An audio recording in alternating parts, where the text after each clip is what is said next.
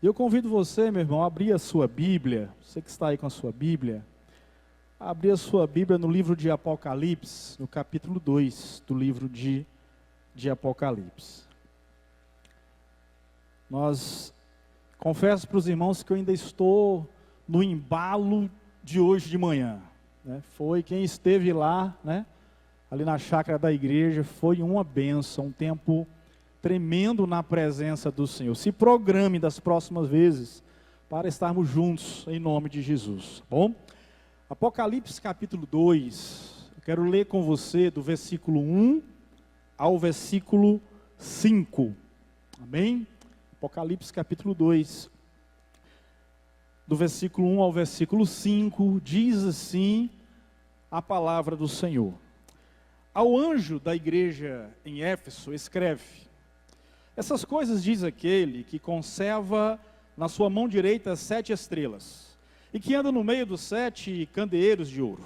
Ele diz o seguinte: conheço as tuas obras, tanto o teu trabalho como a tua perseverança, e que não pode suportar homens maus, e que puseste à prova os que a si mesmos se declaram apóstolos e não são, e os achaste mentirosos, e tem perseverança, e suportastes prova por amor do meu nome, e não te deixastes esmorecer.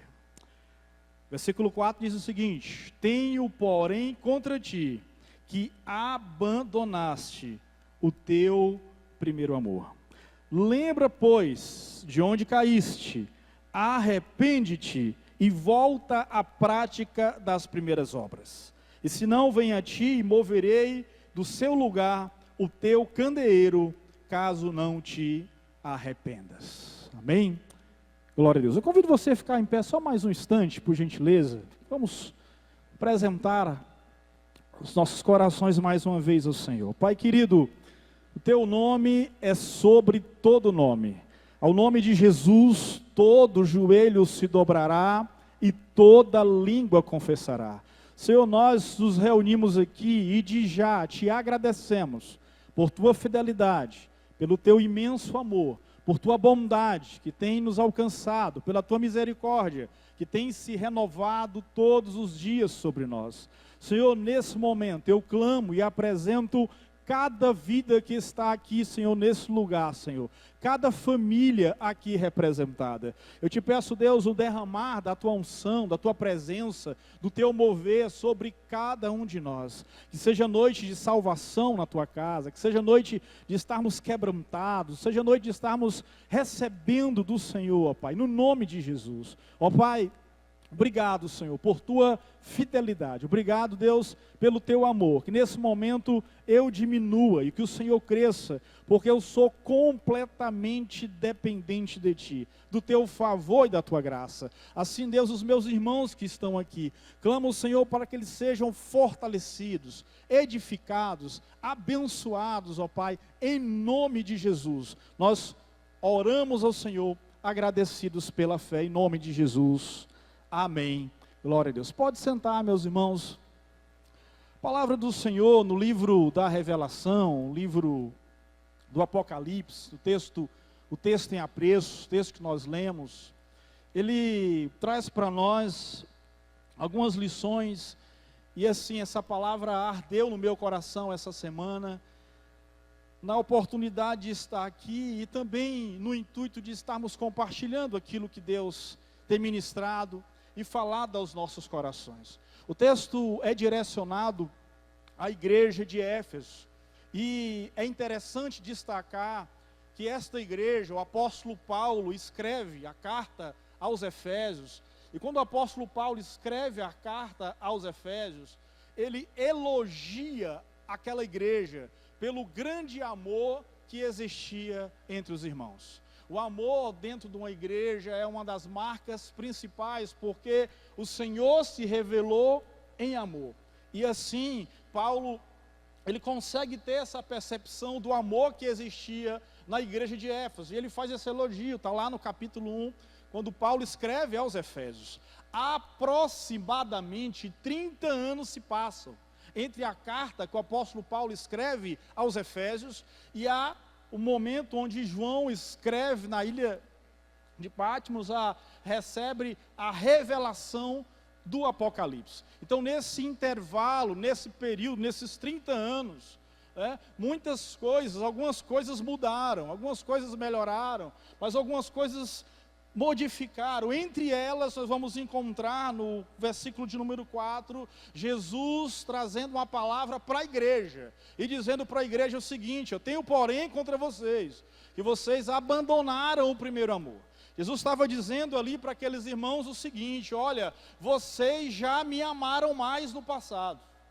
Hoje vocês podem até me amar ainda, mas vocês no passado já me amaram mais.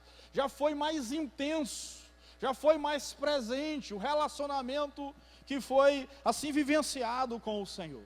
Então, quando nós olhamos para o texto que é direcionado à igreja de Éfeso, e ele fala inicialmente à liderança, aos líderes, mostrando que o Senhor, Ele é o dono da igreja, que nós somos uma igreja, que nós somos a igreja do Senhor, mas que há também a congregação dos justos, que se reúne, essa igreja, a igreja local. E assim, quando é ministrado a igreja e a liderança daquelas igrejas, ele diz assim: eu conheço as tuas obras, eu conheço o teu trabalho, está aí no versículo 2, Apocalipse 2:2.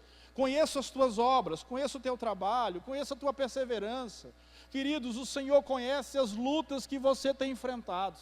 O Senhor conhece o trabalho que você tem realizado. Assim também como Ele conhece aquilo que você não tem feito. Assim também como Ele conhece aquilo que você não tem realizado. Assim como Ele conhece as suas prioridades. Assim como Ele conhece aonde está o seu coração. Conheço as tuas obras, o teu trabalho, a tua perseverança, o zelo pela doutrina, que é algo importante, não é? Não podemos ouvir de qualquer de qualquer pessoa. Aquela igreja tinha um zelo, passava por situações complicadas, tinha um zelo doutrinário, colocou à prova aqueles que se diziam ser apóstolos e não são, os achartes mentirosos. Tem perseverança, suportar-te prova pelo meu nome e não deixar-te esmorecer. Ou seja, muitas eram as qualidades da igreja de Éfeso, muitas eram as qualidades, mas eles estavam falhando no principal, eles estavam falhando no amor ao Senhor. E assim, queridos, nós precisamos, hoje tem sido o dia de nós avaliarmos, foi muito falado isso hoje pela manhã, de nós olharmos para nós mesmos, de nós avaliarmos o nosso relacionamento com o Senhor. E nesse mesmo intuito, eu pergunto para você, meu irmão, como está o seu nível de amor ao Senhor?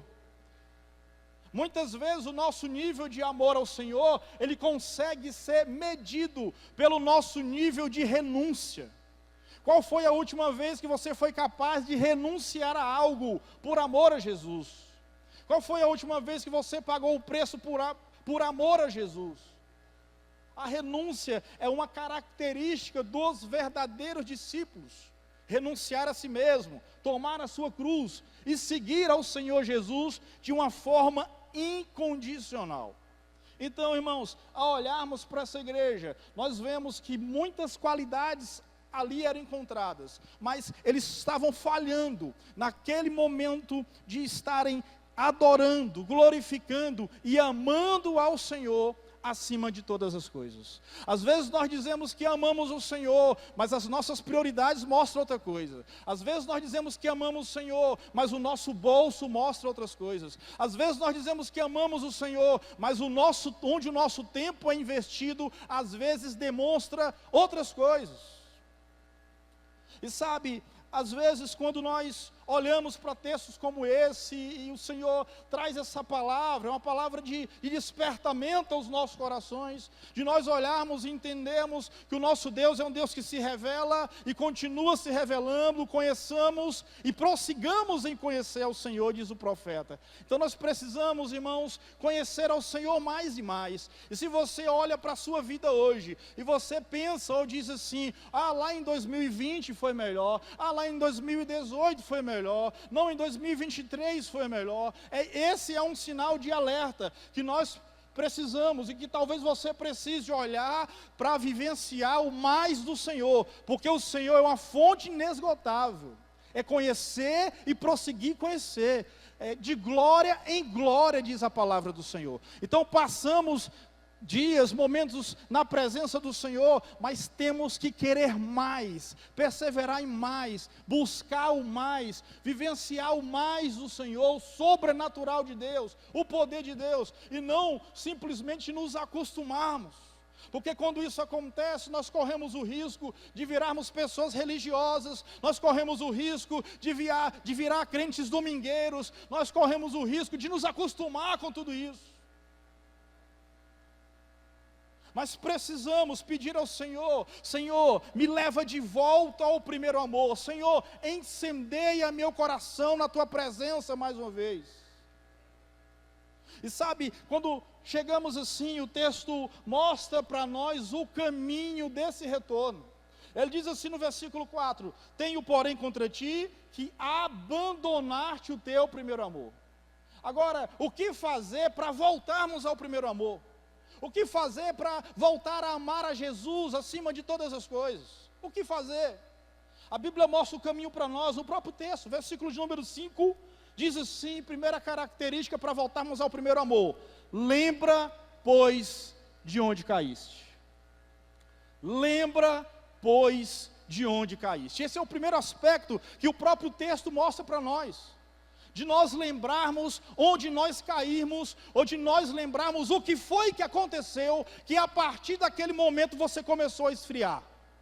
Às vezes nós olhamos e conseguimos identificar alguns pecados ou algumas situações que foram marcantes, que foram escandalosas, que a partir daquele momento o sujeito começou a esfriar, mas às vezes não. Muitas vezes são coisas pequenas, é uma multiplicação, uma soma de coisas pequenas, de pequenas coisas que vão acontecendo no dia a dia, e que vai roubando a alegria, que vai gerando dúvidas, que vai trazendo crise nos relacionamentos. De repente você estava na cela e não gostou do que a pessoa disse, de repente você foi confrontado em algum momento e não gostou, de repente até mesmo uma brincadeira e você sorriu no momento, mas começou a se afastar. Enfim, eu não sei o que aconteceu, mas a Bíblia diz: lembra de onde caíste, porque você lembra que você talvez já foi daqui, do altar, de ministrar, ou do louvor, ou da palavra, aí você foi acontecendo algo e você foi se afastando.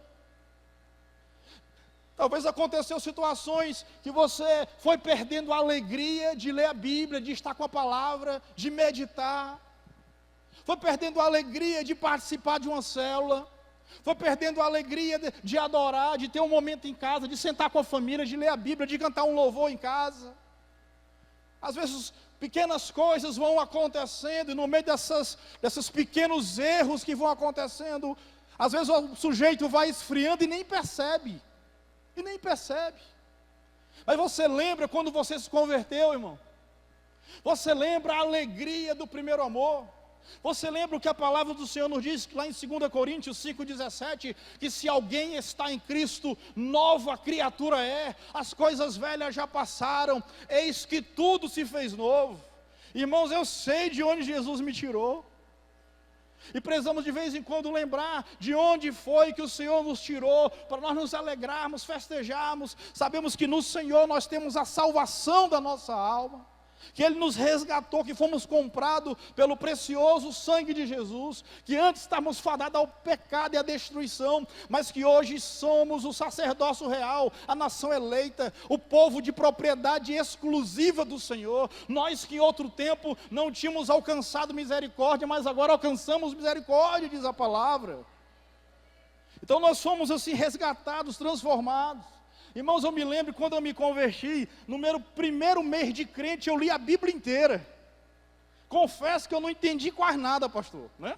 Mas meu pastor na época falava: olha, nossa regra de fé e prática. Então, convertido, apaixonado pela palavra, entramos numa campanha, e no mês eu li logo a Bíblia inteira. Apaixonado pela palavra, pelas Escrituras. E às vezes no dia a dia nós vamos encontrando tantas situações que vai gerando dificuldade no nosso coração, querendo roubar o nosso tempo de meditação. Que voltemos, que venhamos lembrar de momentos tão intensos que vivemos na presença do Senhor. Lembra, pois, de onde caíste. Lembra, peça ao Senhor: Senhor, o que foi que houve?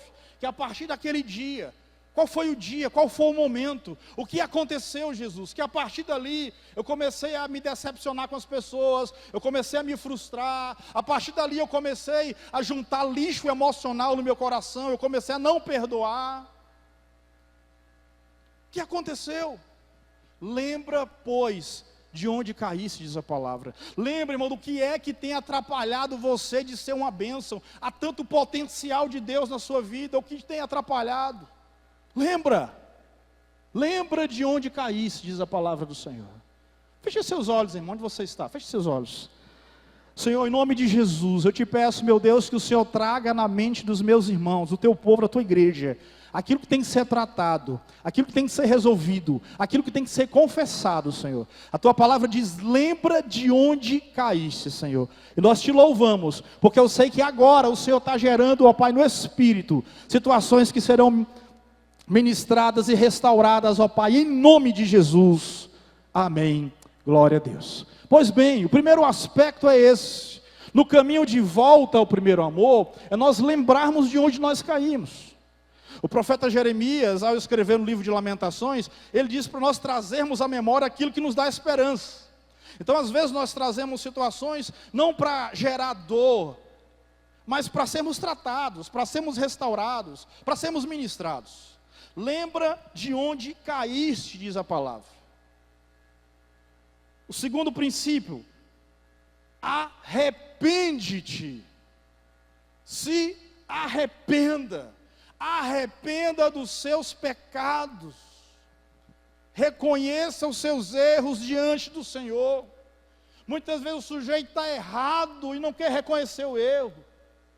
Reconheça os seus erros, reconheça os seus pecados. Essa era a palavra que era ministrada, e eu vou mostrar para você. Quer ver, dá uma olhada? Coloca para a gente, por gentileza, lá no Evangelho de Mateus, no capítulo 3. Capítulo 3, versículo 2 do Evangelho de Mateus, quando João Batista estava anunciando a palavra do Senhor, e ele recebe, ó a mensagem que João Batista estava ministrando: arrependei-vos, se arrependam, arrependei-vos, porque está próximo o reino dos céus. Essas palavras são de João Batista. Volta para o versículo 1, só para ficar claro para a igreja, que era naqueles dias, olha só, naqueles dias apareceu João Batista pregando no deserto da Judéia. Então, no ministério de João Batista, a palavra, ela se arrependam, abandone o pecado, confesse os seus pecados, se arrependa. Na página seguinte, no capítulo seguinte, lá no capítulo 4, nós vamos encontrar Jesus, né?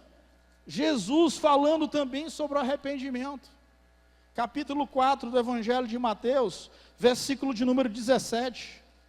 Mateus 4, 17. Olha as palavras de Jesus, irmãos.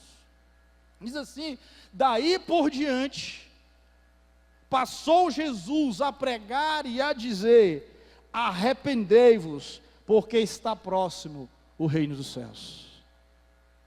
Nós vimos que essa era a mensagem de João Batista.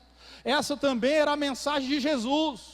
E essa também, irmãos, era a mensagem da igreja. Está lá em Atos 3:19. Dá uma olhadinha lá, Atos. Coloca para nós, Atos 3:19. A mensagem da igreja também. Se converter, mas arrependei-vos e convertei-vos, para que sejam apagados os vossos pecados e venha o tempo do refrigério pela presença do Senhor.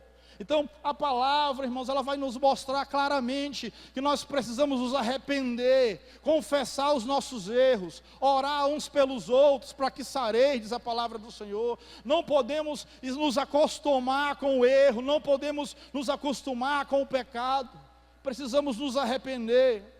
A palavra do Senhor nos diz, Provérbios capítulo 28, versículo 13, diz que aquele que encobre, aquele que esconde as suas transgressões, nunca prosperará, mas aquele que confessa e deixa, alcançará misericórdia. O caminho do arrependimento, irmãos, é esse, é confessar e deixar. Tem gente que confessa, mas não deixa. Tem gente que deixa momentaneamente, mas não confessa. Aí termina acontecendo novamente. Então o caminho do arrependimento é esse, de nós confessarmos e deixarmos, abandonarmos o erro, abandonarmos o caminho do pecado, para sermos transformados, avivados e restaurados pelo Senhor. Quando nós olhamos e vemos sobre arrependimento, nós encontramos vários personagens bíblicos, mas chama muito a minha atenção a história de Davi. Davi, o rapaz que foi tirado de trás das malhadas para ser príncipe em Israel. Davi, que era guerreiro, mas que era poeta. Davi, que tinha uma espada na mão, que vencia exércitos. Mas Davi, que pegava o seu instrumento e atraía a glória, atraía a presença do Senhor, quando tocava ali o seu instrumento. Então, quando eu olho para a história de Davi, a Bíblia vai dizer para nós, lá no livro de 1 Samuel, lá no capítulo 11, vai trazer para nós a queda de Davi, num tempo onde o rei Davi era para estar na guerra. Mas Davi ficou no templo, na sua casa, e começou a dar uma passeada, encontrou e olhou e viu Betseba, mulher de Urias, o heteu, a história é conhecida, e ele manda trazer a mulher de Urias, o heteu, e ele se envolve com ela. Aquela mulher, a mulher de Urias, fica grávida de Davi. Davi manda buscar Urias na guerra, para que ele coabitasse com a sua esposa. Daqui a um tempo o menino nasce, e para todos os sinais é filho de Urias mesmo, né? E Davi pensa dessa forma, manda trazer, mas se Davi estava em pecado, Urias não, e Urias permaneceu fiel ali à sua nação e ao seu rei, e não foi para casa. E Davi manda Urias de volta para a guerra, com a sentença de morte nas próprias mãos, com a carta escrita, e ele vai para a guerra, é abandonado, morre, o luto passa, e Davi manda trazer Betseba, para estar com ele, para ser uma de suas esposas. E a Bíblia diz que isso foi muito mal aos olhos do Senhor, até que em determinado momento Davi, em determinado dia ali estava Davi, e o profeta Natã chega até Davi, e o profeta chega para Davi e diz assim, conta para Davi a seguinte história: ó Davi, está acontecendo o seguinte aqui na cidade, tem um sujeito que ele tem centenas de ovelhas, e tem um outro sujeito que tem somente uma ovelhinha, um animal de estimação, que foi criado ali junto com os seus filhos. Tu acredita, Davi, que quando passou um viajante aqui pela cidade, aquele sujeito que tem centenas de ovelhas, foi lá, roubou daquele outro, aquela única ovelhinha que ele tinha, a roubou, a matou e preparou de alimento. Com essa história do profeta Natã, Davi ficou furioso e disse: digno de morte esse homem. Mas o profeta, olhando nos olhos de Davi, disse: tu és este homem, Davi. É você, Davi. Foi você que está no caminho do erro. É você que está no caminho do pecado, Davi. E Davi foi duramente repreendido naquele dia. E sofreu consequências terríveis na sua família. Mas Davi, que foi chamado um homem segundo o coração de Deus, não porque não pecasse, mas pela sua capacidade de se arrepender, pela sua capacidade de reconhecer que errou. E naquele momento, Davi reconhece o seu erro. E Davi escreve o Salmo 51. Um dos salmos que Davi escreve é o Salmo 51. E quando a gente olha no Salmo 51, lá a partir do versículo 10, o Salmo 51, no versículo 9 ele já diz: esconde a tua face dos meus pecados. E aí no versículo 10 ele diz o seguinte: cria em mim, ó Deus, um coração puro, renova em mim o espírito inabalável, não me lance fora da tua presença, e nem retires de mim o teu Espírito Santo, mas torna a dar-me a alegria da tua salvação, e sustenta-me com o espírito voluntário, diz a palavra do Senhor. Mas eu quero destacar inicialmente lá no versículo 10, quando ele diz o seguinte: cria em mim, ó Deus. Irmãos, quando nós olhamos o texto original no hebraico, esse verbo criar, cria em mim, é o bará de Deus, que significa criar do nada. É o mesmo verbo que aparece lá em Gênesis capítulo 1, versículo 1, que diz: no princípio criou Deus o céu e a terra. Se o texto lá em Gênesis capítulo 1, versículo 1, tivesse traduzido assim, ó: no princípio criou Deus do nada o céu e a terra, estaria totalmente correto também. é o criar do nada. O que é que eu estou destacando isso? Davi está dizendo o seguinte: Senhor, em mim não há nada de bom, Senhor. Senhor, não há nada de bem em mim, não há nada de bom em mim. Senhor, do nada, Senhor, cria em mim, Senhor, um coração puro. Está reconhecendo, se quebrantando. Ele entendia disso. Há um coração quebrantado e contrito, o Senhor não desprezará. Ele estava ali quebrantado na presença do Senhor. Um homem arrependido. Estava arrependido. Que é um sinal desse arrependimento? No mesmo texto ele diz o seguinte, ele está falando: cria em mim, ó Deus, um coração puro, renova em mim um espírito inabalável, não me lance fora da tua presença, não retire de mim teu Espírito Santo, torna a dar-me a alegria da tua salvação. Aí no versículo 13 ele diz o seguinte: então, todavia, ensinarei aos transgressores os teus caminhos, e os pecadores a ti se converterão. Davi já estava, pouco tempo estava se tratando na presença do Senhor. Agora ele já pensa em ver pessoas transformadas na presença do Senhor. Ele já se coloca, não há tempo a perder, ele já se coloca como resposta para ser bênção na vida das pessoas, Então, eu ensinarei os transgressores os teus caminhos, os pecadores a ti se converterão. Então Davi, ele se arrepende dos seus pecados, acontece a metanoia, acontece uma mudança, e precisamos, irmãos, nos arrepender de verdade na presença do Senhor. O que marca um arrependimento de verdade, irmãos, não é simplesmente o fato de chorarmos, o fato de falarmos que não vamos cometer mais determinado tipo de erro, mas o que mostra que nós nos arrependemos é quando está você e o pecado frente a frente, e você mais uma vez diz para ele assim: não, eu vou obedecer ao Senhor, porque obedecer é melhor do que sacrificar. É assim que nós nos arrependemos de verdade, andando no caminho da obediência, irmãos. Precisamos nos arrepender. Quando nós olhamos sobre arrependimento, aprendemos muito também na história, quando olhamos para Pedro e Judas. Porque tanto Pedro como Judas, os dois pecaram contra o Senhor, não é verdade? Os dois pecaram, irmãos. Pedro negou a Jesus por 3 vezes. Jesus vai tratar com Pedro. A Bíblia diz que Judas traiu Jesus pelas moedas de prata, sentiu remorso e tirou a própria vida. Judas tira a própria vida, ele comete, é destruído, se destrói, tirando a própria vida. Não se arrependeu. Mas quando olhamos para Pedro, Pedro disse assim para Jesus, pouco tempo antes de negá-lo: Jesus, por ti eu darei a minha vida. Que bonito, né? Na teoria é muito fácil. Pedro falou isso: Senhor, por ti darei a minha vida, disse Pedro. Horas depois ele começou a negar Jesus. E negou a primeira vez, a segunda vez, a terceira vez. Nosso Cristo enfrenta a vergonha, a afronta, a agonia da cruz. Vence na cruz.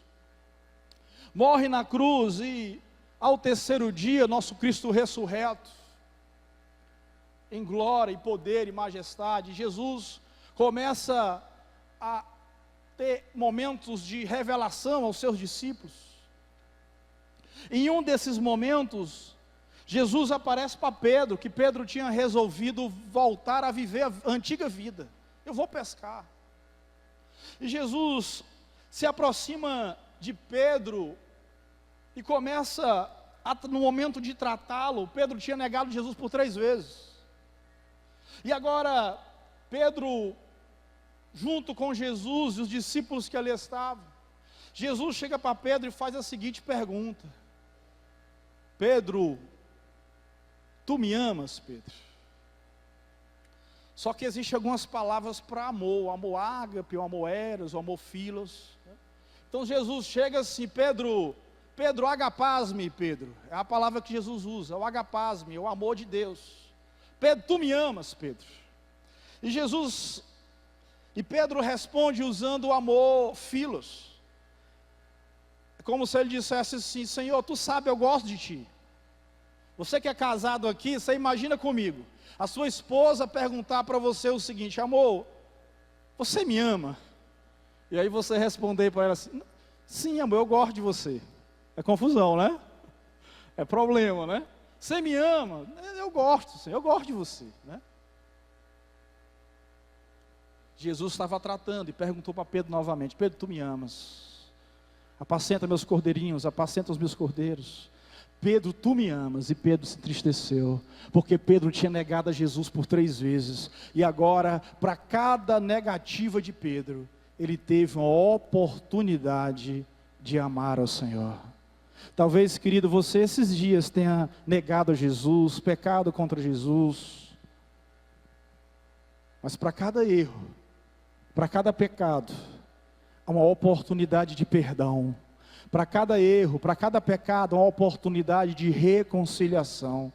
Basta você confessar os seus pecados ao Senhor, se arrepender. A palavra do Senhor nos diz, lá em 1 João 1,7, que se nós andarmos na luz, como Ele na luz está, e tivermos comunhão uns com os outros, o sangue de Jesus, seu Filho, nos purifica de todo pecado. Não é de pecadinho, de pecado, é de todo pecado, de todo erro. Independente do que aconteceu, independente do que você fez, o Senhor provou e tem provado o seu amor para conosco. E bem é verdade que Jesus não precisava provar nada para mim nem para você. Mas a Bíblia diz lá em Romanos 5,8 que Deus prova o seu amor para conosco, pelo fato de ter Cristo morrido por nós, sendo nós ainda pecadores. O Senhor não olhou para você convertido, cheio de potencial, mas olhou para você no dia mau, no dia do erro, no dia da provação, no dia que você tinha falhado, no dia que você tinha pecado, e mesmo assim Ele te amou até o fim. A sua vida é muito preciosa, por isso que Satanás investe tanto em te destruir, tanto em te jogar para baixo, porque ele sabe o potencial que existe na sua vida, o potencial de Deus que existe sobre você, o amor de Deus que foi ministrado sobre as nossas vidas. Com amor eterno Ele tem nos amado, e pela sua bondade Ele nos atraiu, diz a palavra do Senhor. Ele tem atraído você, mostrado que Ele te ama. Agora, queridos, o Senhor conta conosco. Por isso nós precisamos voltar ao primeiro amor. Por isso nós precisamos lembrar de onde nós caímos. Por isso nós precisamos nos arrepender. E terceiro aspecto, ele diz assim, pratica as primeiras obras. Pratica as primeiras obras. Porque quando se fala de amor, se fala também de atitude, irmãos. Se fala de atitude. Não há como simplesmente dizer que ama se esse amor não estiver envolvido, relacionado com atitude, com posicionamento. É necessário praticar as primeiras obras. O que você fazia e que hoje você não faz mais. Você lembra, irmãos? O que você fazia? Não sei, talvez era ir no presídio, talvez era ir nos hospitais, talvez era fazer evangelismo nas ruas, talvez era anunciar para as pessoas do teu trabalho, eu não sei. Mas você sabe o que você fazia. O que você fazia antes, torna a fazer. Se coloque à disposição. Procura lá o teu líder de célula e diz que quer servir. Abra a sua casa para servir ao Senhor. Se coloque à disposição para liderar uma cela. Se coloque à disposição para servir ao Senhor. Procura os pastores e diz: Senhor, eu quero servir. Onde que eu posso servir? Eu quero servir ao Senhor. Eu quero voltar ao Senhor. Não quero simplesmente ficar nos bancos sentado. Não, eu quero ser útil ao reino. Porque o Senhor conta conosco, comigo e com você. E o nosso amor, queridos, precisa ser prático. É na prática. E onde é esse local para vivermos esse relacionamento com mais intensidade? As nossas células. Porque lá você vai ver aquele que está com dificuldade, você vai ver aquele talvez que está precisando de um alimento, aquele que está precisando ali de uma ajuda, aquela pessoa que está com o coração aflita, porque aqui não temos, na grande reunião da congregação, não dá para cada um falar o seu pedido, o que você está passando. Mas quando você está lá na cela, no ambiente de cela, você pode abrir o seu coração, dizer o que você está enfrentando, falar o que você está passando, e é o momento de nós ajudarmos uns aos outros.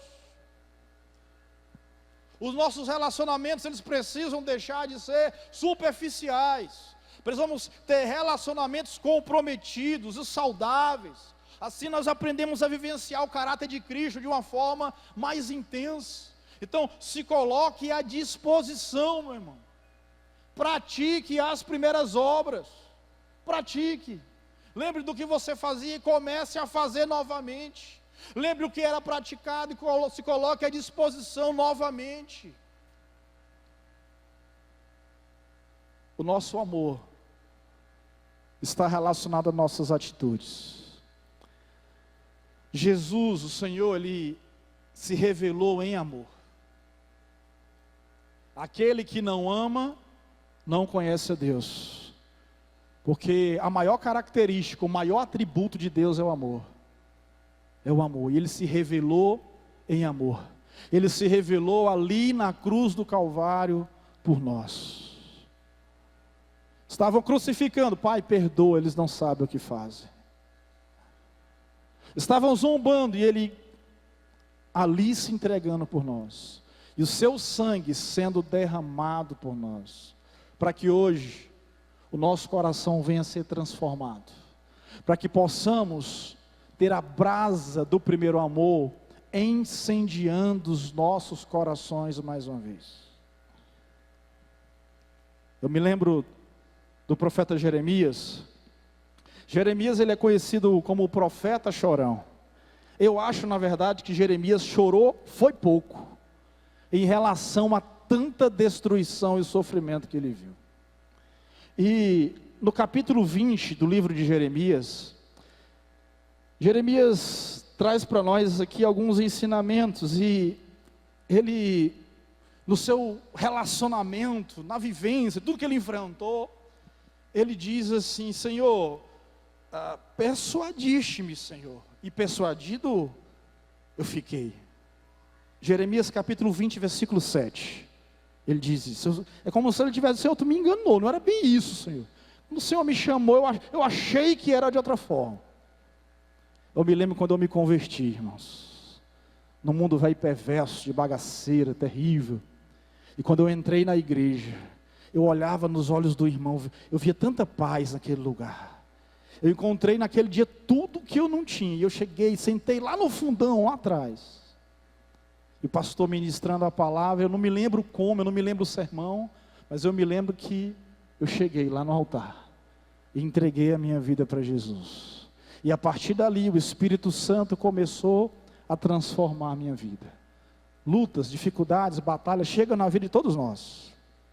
Jeremias também enfrentou aqui as suas dificuldades, de tal forma que o profeta diz assim no versículo 14, coloca esse texto para a gente, ele diz assim: maldito o dia que eu nasci. O que é que nós fazemos no dia que nós nascemos? Nós celebramos, não é verdade? A gente celebra, a gente festeja, se alegra, faz churrasco, brinca, né? Como nós vimos aqui, a criancinha, para celebrar o aniversário, a vida tem que ser celebrada. E Jeremias diz: maldito o dia que nasci, não seja bendito o dia em que me deu a luz a minha mãe. Maldito o homem que deu as notícias para o meu pai, dizendo: nasceu-te um filho, alegrando-o grandemente. Aí ele diz no versículo 17: por que não me matou Deus no ventre materno, na barriga da minha mãe? Por que minha mãe não foi à minha sepultura, ou não permaneceu grávida perpetuamente? Por que sair do ventre materno? Tão somente para ver trabalho e tristeza, e para que se consumam de vergonha os meus dias, né? A tristeza estava no coração do profeta, né? Os dias difíceis que ele tinha enfrentado. Mas, como eu falei para vocês, o amor ele precisa ser prático. E o profeta reconhece, e mais à frente escreve no livro de Lamentações, que a bondade, que a misericórdia do Senhor vai se renovar. Eu quero trazer à memória, capítulo 3 de Lamentações, esse mesmo homem. Por que eu trouxe Jeremias? Porque às vezes nós nos colocamos distante, irmãos. E Jeremias, o profeta do Senhor, né? Homem usado poderosamente pelo Senhor, teve as suas crises. Assim como muitos personagens bíblicos que enfrentaram as suas crises. Assim como eu, como você, que tivemos as nossas crises. Nossas crises na presença do Senhor. Senhor, por que eu? Senhor, por que comigo? Né? Senhor, por que o silêncio? E tantos outros momentos que nós enfrentamos. Mas no caminho de voltar ao primeiro amor, lá em Lamentações 3:21, ele diz: Senhor, quero trazer à memória aquilo que me traz esperança, porque a misericórdia do Senhor são a causa de nós não sermos destruídos. Elas se renovam a cada manhã, grande é a sua fidelidade. Aleluia, irmãos. Deus, Ele tem um plano para nós, e envolve amá-lo de todo o nosso coração, viver o grande mandamento e viver a grande comissão, faz parte do que o Senhor tem preparado para nós, de voltarmos, de clamarmos ao Senhor, acende essa chama no meu coração novamente, eu quero te amar acima de todas as coisas, amém? Aleluia. Fica de pé, meu irmão, em nome de Jesus. Eu quero orar com você nesse instante.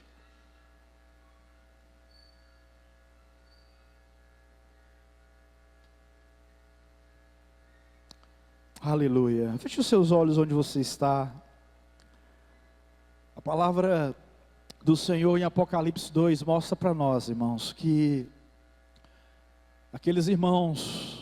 alguns daqueles irmãos, que no decorrer da trajetória, que no decorrer do caminho, os 30 anos se passaram aproximadamente, e aqueles irmãos que foram elogiados pelo apóstolo Paulo por tão grande amor, agora recebem uma palavra de Jesus. Ao ser sondado nesta noite, irmãos, porque eu olho e vejo você por fora, mas Jesus, Ele olha e vê você por dentro, Ele sonda o seu coração. O que Jesus encontra ao olhar para você? O que Jesus encontra nessa noite ao você ser sondado pelo Senhor? Ele encontra um coração quebrantado? Ou ele encontra um coração frustrado e ferido? Ele encontra um coração arrependido? Ou ele encontra um coração marcado pelas mágoas? Lembra, pois, de onde caíste. Arrepende-te e pratica as primeiras obras, diz a palavra do Senhor. Eles receberam essa palavra do Senhor, de lembrar. No começo da ministração, nós oramos por você. Oramos por você no intuito de Deus trazer à tua memória aquilo que porventura estava impedindo você de ser uma bênção, aquilo que estava travando você, aquilo que precisava ser tratado. Lembra, pois, de onde caíste. Lembra. O que o Senhor trouxe à tua memória, meu irmão? Apresenta a Ele nesse momento. Apresenta ao Senhor. Lembra de onde caíste. Se é uma mágoa, talvez ainda hoje mesmo você precisa ligar para alguém. Talvez ainda hoje mesmo você precisa pedir perdão para alguém. Lembra de onde caíste. Se arrependa. O Senhor te conhece. Ele sabe os caminhos que você tem vivido. Ele sabe os passos que você tem trilhado. Ele sabe o que você tem feito, o que você tem deixado de fazer. Ele sabe. Se arrependa, essa foi a palavra, foi a pregação de João Batista, foi a pregação de Jesus, foi a pregação da igreja. Se arrependa, para que venha o tempo do refrigério pela presença do Senhor. E pratique, volte a praticar as primeiras obras, volte a servir, volte a glorificar, volte a estar disponível ao Senhor mais uma vez, em nome de Jesus.